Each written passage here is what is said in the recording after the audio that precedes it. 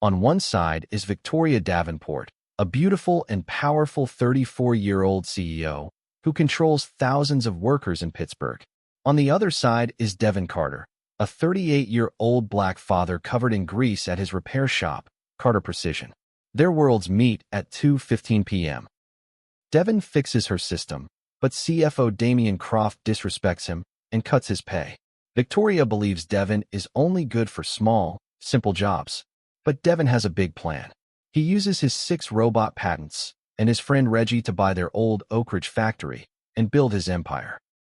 With heavy debts and business traps ahead, can Devin prove the value of honest work? How will the story end for those who look down on the dignity of others? 6 months before that phone call, Devin Carter woke up at 5:30 in the morning. The sky over Pittsburgh was still dark and gray. He rubbed his eyes and sat up on the edge of his bed. His hands were rough. Years of engine grease had settled deep into his skin. No amount of soap ever washed it all away. He walked past his daughter's room. Zoe was 7 years old. She slept with her arms wrapped around a worn brown teddy bear named Barnaby. One of Barnaby's ears was missing. Zoe never let anyone throw him away. Devin's small house sat right behind his shop, Carter Precision. The shop smelled like old metal and motor oil. Every morning, the heater made a strange coughing sound. It was built back in 1998, and it groaned like an old man climbing stairs. Devin made breakfast quickly, canned soup and toast for dinner the night before mint cereal today. He packed Zoe's lunch in a blue bag. He checked her homework folder twice. He always double-checked things. That habit came from another life, a life most people in this town knew nothing about. Nobody driving past Carter Precision would guess that Devin once led a team of engineers at Matrix Robotics. He held 6 patents. His work solved a huge problem in robotic arms used across the country. He built systems that kept robotic arms from shaking apart under extreme heat. He designed timing codes that kept robot parts moving in perfect rhythm. But 3 years ago, his wife died.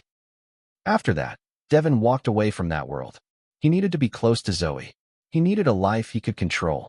So he opened a small repair shop, fixing trucks and generators for local families. It barely paid the bills. Most months, he made less than $500.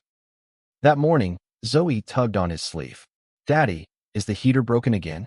"It's just old," Devin said. "Like me." Zoe giggled. She grabbed her backpack and ran outside to catch the bus. Devin watched her go, his chest tight with worry. Her asthma medicine cost more every month. Her school needed new supplies. The math never seemed to work out. Somewhere down the block, a garbage truck groaned and hissed its brakes. Devin barely registered the sound anymore. His mind was already running through the day's repair list, piece by piece, like it did every morning. He walked into the shop and pulled the tarp off his main lathe machine. He needed to finish an order worth $450 by Friday. That money would cover Zoe's school fees. He flipped the switch. Nothing happened. He tried again. Sparks popped from the motor housing. A thin trail of smoke rose into the air. Devin's stomach dropped. The copper coil had burned out. He needed a new one, and that meant more money he didn't have. He sat down on an overturned bucket and stared at the dead machine. For a moment, he let himself feel the full weight of it all. Then he stood back up. Feeling sorry for himself never fixed anything. The shop always smelled the same. Old motor oil mixed with the sharp bite of hot metal. Sometimes a truck rolled in reeking of diesel, and that smell fought against the sweetness of Zoe's strawberry shampoo drifting from the house next door. Devin barely noticed anymore. It was just the smell of home. 3 weeks before that, on a bright Tuesday afternoon, Devin's regular life took a sharp turn. Gabe Miller called him in a panic. One of Davenport Dynamics' main assembly lines had frozen completely. The company had a strict deadline with the Department of Defense, only 24 hours away. "Nobody here knows the old timing code," Gabe said over the phone. "I told them you could fix it. Please, Devin, just this once." Devin almost said no. He didn't want anything to do with that world again. But the pay would cover 2 months of bills, so he agreed. Traffic crawled along the highway, and Devin tapped the wheel with restless fingers the whole drive. He arrived at the massive Davenport facility just after noon. The building buzzed with a low mechanical hum, steady like a giant machine breathing. Robotic arms clicked and hissed along the frozen line, stuck mid-motion. Devin walked the length of the line slowly, running his fingers along a control panel. He listened for the tiny stutter in the motor's rhythm. Within minutes, he found it. A frequency conflict buried deep in an outdated sync module. The room stayed hot and loud, filled with the sharp smell of burnt wiring. He worked quietly for 90 minutes, sweat soaking through his gray work shirt. His knuckles scraped against a sharp metal edge, drawing a thin line of blood he barely noticed. Finally, the line shuddered back to life. Robotic arms began moving in smooth, perfect rhythm again. At exactly 2:15 in the afternoon, a black luxury car rolled up outside the loading dock. Victoria Davenport sat in the back seat, her tailored blazer sharp and pressed. She did not step out of the car. The window cracked open just a few inches. Cold air from inside the car spilled out into the warm factory air. Victoria glanced at Devin for less than a second, her eyes sliding right past him, as if he were part of the machinery. She handed a folder of checks, through the gap in the window, straight to Damien Croft, who stood waiting beside the car. Damien flipped through the papers, with a smug little smile pulling at his mouth. He looked Devin up and down, taking in his grease-stained overalls and rough, calloused hands. "This should cover it," Damien said, pulling out a thin check and holding it out with 2 fingers. "We don't pay premium rates for basic repair work, even from our cheap black handyman." Devin felt heat rise up his neck, but his face stayed still and calm. He did not reach for the check right away. From inside the car, Victoria spoke without turning her head. "We only need people like him for the small, simple problems," she said, loud enough for Devin to hear clearly. "Nothing more." The words landed like a slap, sharp and cold. Devin's jaw tightened for just a moment. He felt his own pulse thudding hard in his ears. Then he took a slow breath and let it go. He took the check, without a single word of protest. He folded it once and slid it into his shirt pocket. "Have a good day," Devin said quietly, and walked back to his truck. He did not slam the door. He did not curse under his breath. He simply drove home, his hands steady on the wheel, his mind already turning over everything he had just seen inside that factory. Every weak point, every outdated system, every crack in Davenport Dynamics' foundation. That night, after Zoe fell asleep, Devin sat at his kitchen table and wrote down every technical detail he remembered. Pages of notes, filling one notebook completely. He was not building a plan for revenge. He was building a plan for something far more powerful, though he could not yet see its full shape. 2 weeks later, Devin sat at his small kitchen table with a cup of coffee. He opened the local newspaper, the Pittsburgh Chronicle. On page 6, a headline caught his eye. Davenport Dynamics was selling off its old Oak Ridge factory. The company wanted to clear the property from its books before a big financial review in November. The starting price was low. Very low. Devin's heart began to race. He had heard about that factory before. It once made simple metal parts, nothing advanced. But the building itself was solid. It had space, real space, for a full production line. For 5 years, Devin had kept a folder locked in his desk drawer. Inside were drawings, blueprints for an automated chip line built around his own patents. He never had the money or the courage to build it. Now, for the first time, a real building sat within reach. He imagined it clearly. A working factory, jobs for people in his area who couldn't find work anywhere else. A real future for Zoe. But then he looked at his bank account. The number stared back at him. $217.83. The minimum deposit just to enter the auction was $15,000. That number felt like a locked door. That night, Devin watched Zoe sleep on the old living room couch. Barnaby the bear was tucked under her chin. The couch springs poked through the worn fabric. If he borrowed money and failed, they could lose everything. Even this small, tired life. He walked back to his desk. The old paper felt soft and worn under his fingers, warm from years of handling. He picked up the folder of blueprints. He held it in his hands for a long, quiet moment. Then he placed it back in the drawer and turned the little brass key. "Not yet," he whispered to himself. "Maybe not ever." 3 days later, at 8 o'clock at night, someone knocked on the shop door. Devin wiped his hands on a rag and opened it. Gabe Miller stood there, holding a thick folder under his arm. Gabe used to manage the old Davenport plant. Victoria had fired him months earlier, after he pushed back on unsafe working conditions for the line workers. His eyes looked tired, but sharp. "Devin," Gabe said, "I need 5 minutes." Devin stepped aside and let him in.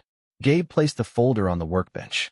Inside were pages of technical reports, machine failure logs, broken timing sequences, all from inside Davenport Dynamics. "Their whole system is falling apart," Gabe said. "Nobody there knows the old timing code anymore. Except you." Devin flipped through the pages slowly. He recognized the problems right away. These were the exact kind of failures his old patents were built to solve. "I still don't have the money for Oak Ridge," Devin said quietly. Gabe smiled. "That's why I brought someone." He stepped back, and another man walked through the door.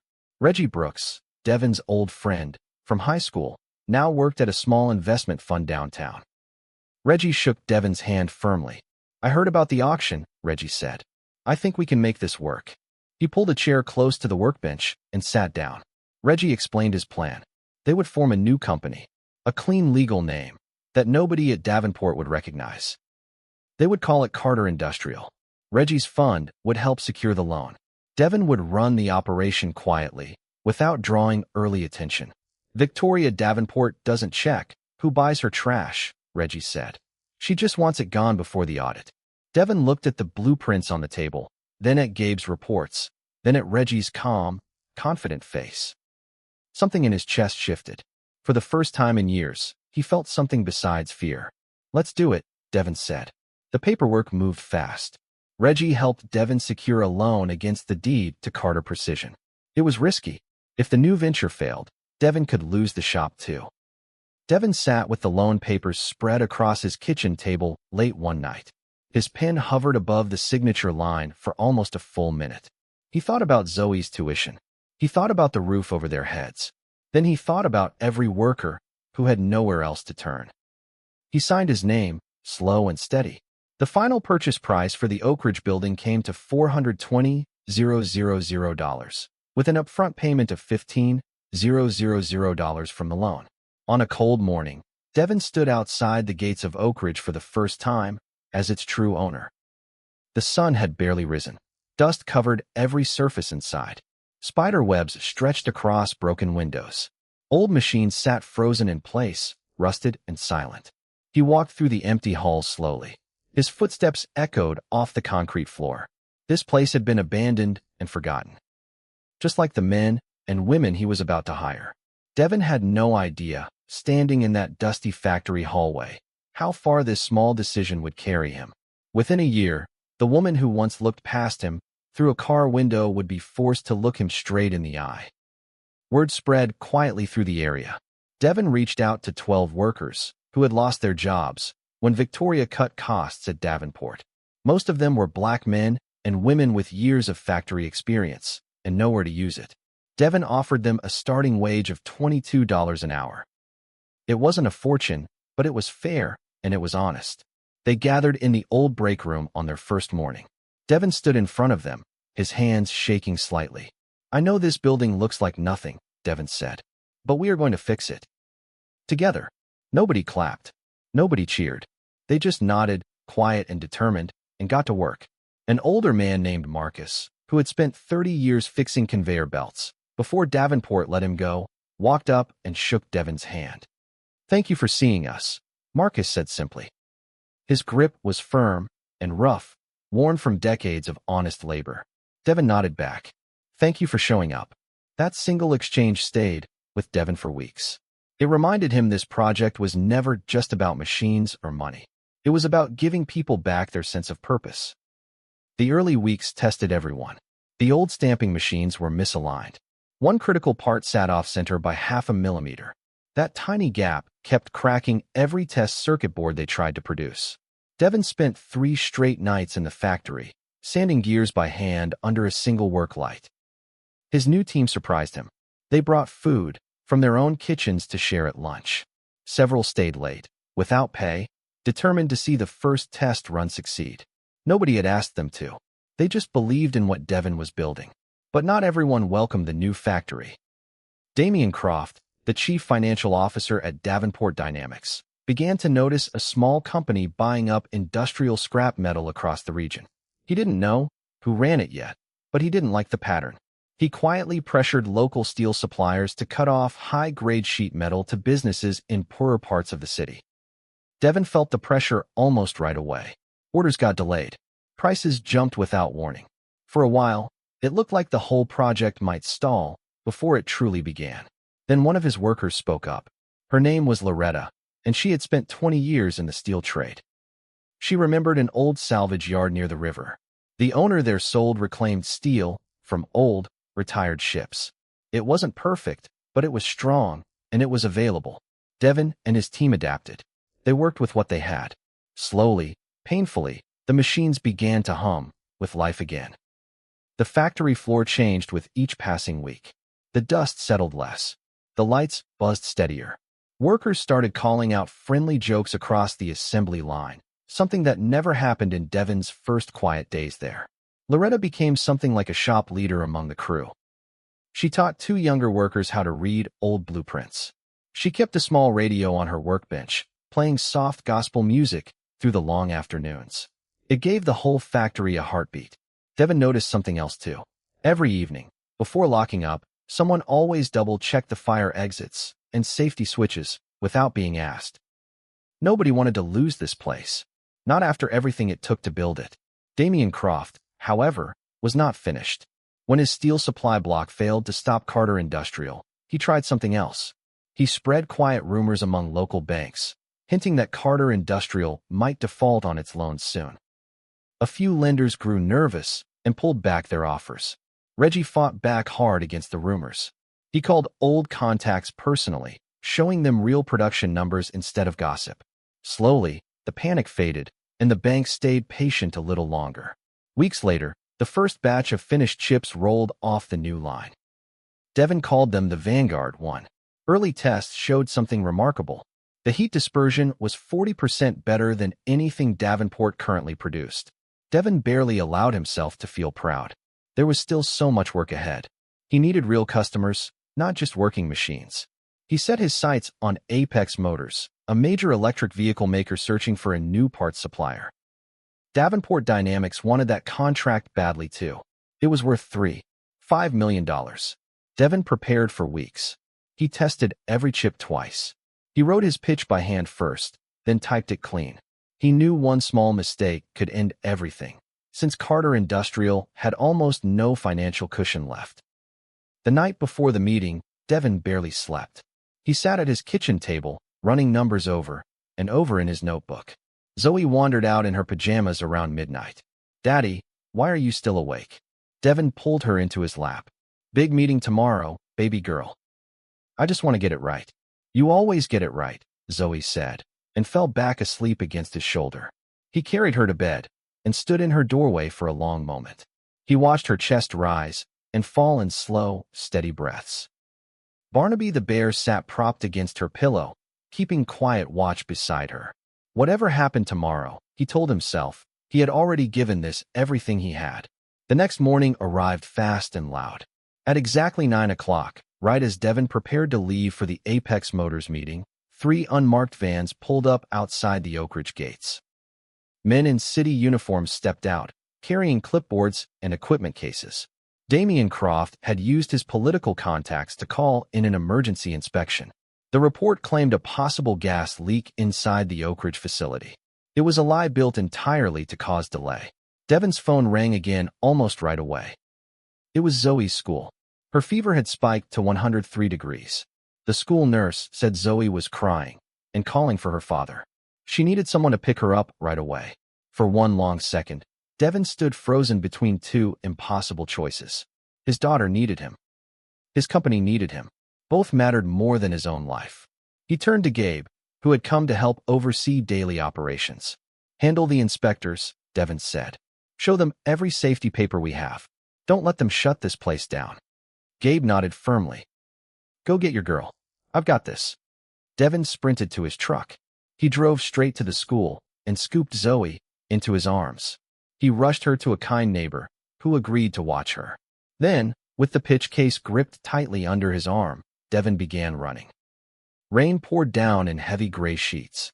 His shoes splashed through puddles as he ran 2 full miles toward the Apex Motors building. His shirt stuck to his back.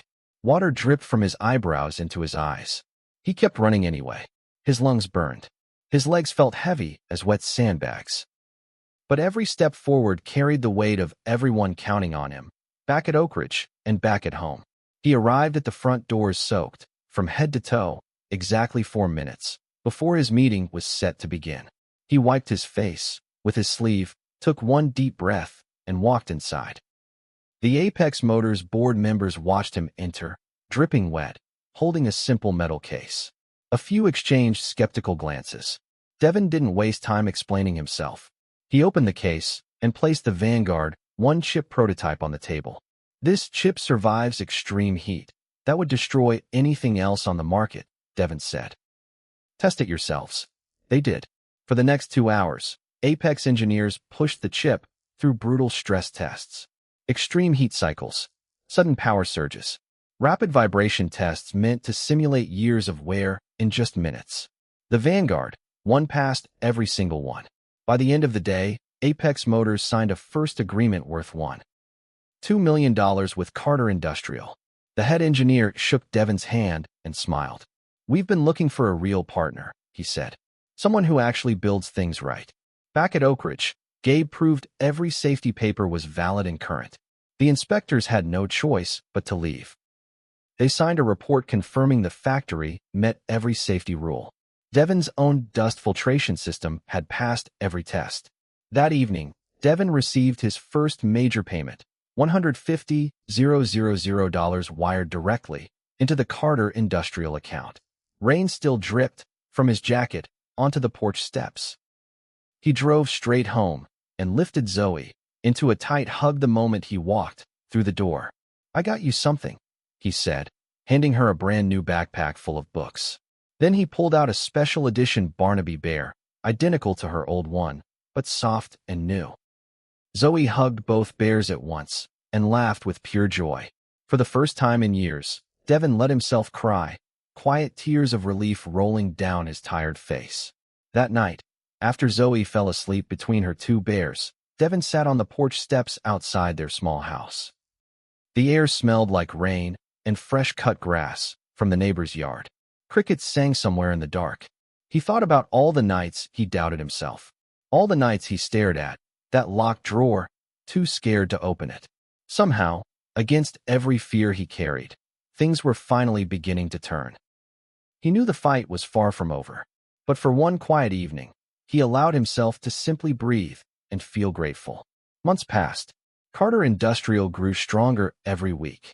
Meanwhile, across town, cracks were forming inside Davenport Dynamics. The company's contract with the United States Department of Defense depended on 4 production lines running without failure. But those lines kept getting too hot, again and again. Nobody at Davenport understood why, until someone finally traced the problem back to expired patent licenses. Those patents had once belonged to Matrix Robotics. Quietly, months earlier, Devin had purchased full ownership rights to his own original inventions. Nobody at Davenport had noticed the change in ownership records. Victoria Davenport stared at the report on her desk in disbelief. Her company now faced a $5 million penalty for missing the defense contract deadline. Worse, whoever controlled the technology to fix her production lines was actively taking away her biggest clients. "Who is Carter Industrial?" Victoria demanded, slamming her palm on the conference table. Nobody had an answer. Damian Croft, sensing the panic rising around him, suggested an aggressive legal strategy. File a lawsuit against Carter Industrial for stolen trade secrets. It wouldn't need to be true. It just needed to freeze their operations long enough to buy Davenport more time. A court summons arrived at the Oak Ridge factory 2 weeks later. Devin read it calmly, sitting at his old workbench. He didn't feel fear. He felt something closer to relief. He set the papers down and looked around the factory floor. Machines hummed steadily. Workers moved between stations with quiet confidence. This place had become real, brick by brick, hour by hour. No lawsuit built on lies could take that away. He thought about Zoe, asleep at home, with both her bears tucked under her chin. He thought about Gabe, who believed in him before anyone else did. He thought about every worker who showed up early and stayed late, simply because they trusted him. Fear had once kept Devin locked in place, staring at a folder of blueprints in a locked drawer. That fear felt like a different lifetime now. He folded the summons neatly and placed it in his jacket pocket. He looked out the shop window at the quiet street outside. A year ago, he stood in this exact spot, holding a small check he did not deserve. Now, everything had changed. He picked up his phone and called Victoria Davenport's office directly. "Tell her to meet me," Devin said, "at Carter Precision, 2:15 in the afternoon. The same place, the same time as 1 year ago." Victoria arrived at the old repair shop, with Damien Croft trailing close behind her. Her expensive heels clicked sharply against the cracked concrete floor. Anger tightened every line of her face. She expected to find some cheap fraud running a scam. Instead, she found Devin Carter standing calmly behind the same counter, where she had once tossed him a check, without even looking at his face. Her expression froze. The truth crashed through her like ice water. "You," she whispered. Devin nodded once. "Me." He placed a folder on the counter between them. Inside were the original ownership documents for all 6 of his patents, filed and verified months earlier. Beside those papers sat a second, thicker file, a full audit report, gathered quietly by Reggie Brooks over many months. The audit revealed that Damien Croft had secretly diverted $320,000 from the company's upkeep budget into his own personal accounts. Damien's face drained of all color. His hands trembled as he reached for the folder, as if touching it might somehow make the numbers disappear. A thin line of sweat formed along his hairline, and his throat tightened with every second of silence. Victoria said nothing for a long moment.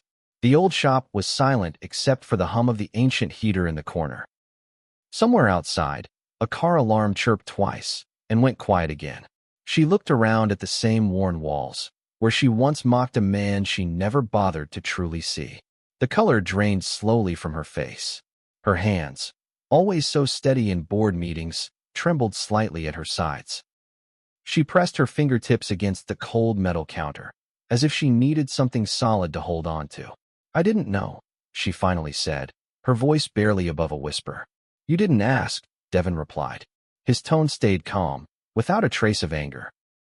That was the problem. Victoria sat down slowly on an old metal stool, her polished exterior completely gone. For the first time in her life, she understood something clearly. Her family's whole legacy now depended on the very man she once dismissed as worthless. The weeks that followed moved quickly. With Davenport Dynamics facing collapse, Victoria had no real choice left. She agreed to a full merger with Carter Industrial, on terms Devin controlled completely. Devin became the majority owner, holding 51% of the newly combined company. His first decision was swift and absolute.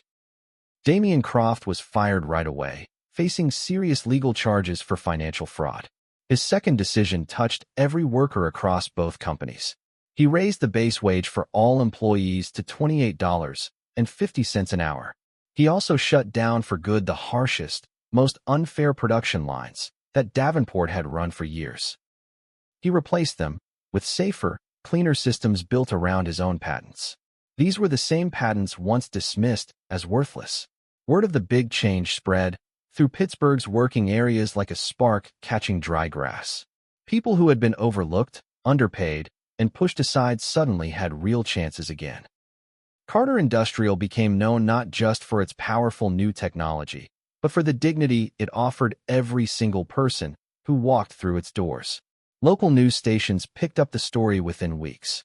Reporters asked Devin again and again how he built something so big from a small, forgotten repair shop. He always gave the same simple answer. "I just fixed what was broken," he told them. One piece at a time. Gabe Miller stayed on, as plant manager, finally given the authority to run things the right way. Loretta was promoted to lead trainer, teaching new hires the exact skills that once seemed impossible to learn without a college degree. Reggie continued managing the company's finances, this time in the open, with his name proudly listed on the door. Damien Croft's fraud case moved through the courts slowly. The investigators uncovered even more hidden money moves once they started looking closely. What began as a simple missing upkeep fund grew into a much larger picture of years of quiet theft. He eventually pleaded guilty, facing both prison time and steep financial penalties. Victoria Davenport kept a smaller role within the merged company for a while. She spent her first months learning things she had never bothered to learn before. How production lines actually worked. How workers scheduled their shifts around childcare and long bus rides. How exhausting it felt to stand on a concrete floor for 10 straight hours. Slowly, something in her began to shift. She started showing up early to walk the factory floor herself, asking real questions instead of issuing cold orders from behind a desk. It wasn't a magic change. It was small, steady, and earned one honest talk at a time. One afternoon, Victoria found herself standing next to Marcus at his work spot, watching him calibrate a sensitive control panel.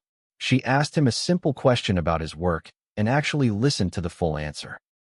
Marcus later told the other workers he never expected to see that side of her. Maybe, he said, people really can learn if someone finally shows them the truth. Months later, on a calm evening, Devin stood outside the old Carter Precision shop. The setting sun spread warm orange light across the cracked pavement. Zoe stood beside him, wearing the crisp uniform of one of the best elementary schools in the city. She reached up and took his hand. "Daddy, are we still going to fix cars here?" she asked, looking up at the quiet old building. Devin smiled and looked toward the sky, feeling a peace he hadn't known in years. "Some things," he said softly, "you keep, no matter how big you get." He squeezed her small hand gently. Behind them, the lights of the new Oak Ridge facility glowed bright against the darkening sky. They stood as proof of everything honest work could still become. Devin Carter never once raised his voice to prove his worth. He never needed to announce how smart he was, or defend his 6 patents to anyone who doubted him. He simply kept showing up, kept working with his hands, and let the truth speak for itself when the moment finally came. Years from now, people in Pittsburgh would still tell this story at dinner tables and barber shops. The story of a quiet man in a grease-stained shirt who bought back his own dignity, one patent and one paycheck at a time. They would tell their children something simple. The man behind the counter, the woman sweeping the floor, the driver waiting outside in the rain. All of them carry a story worth respecting. Nobody knows the full weight of a person just by looking at their hands or their clothes. Zoe grew up hearing that lesson every single day, not through lectures, but through watching her father live it. She learned that real strength rarely shouts. Most of the time, it simply shows up again and again until the world has no choice but to notice. And in the end, that quiet strength changed how an entire city saw dignity. It happened one honest hour of work at a time.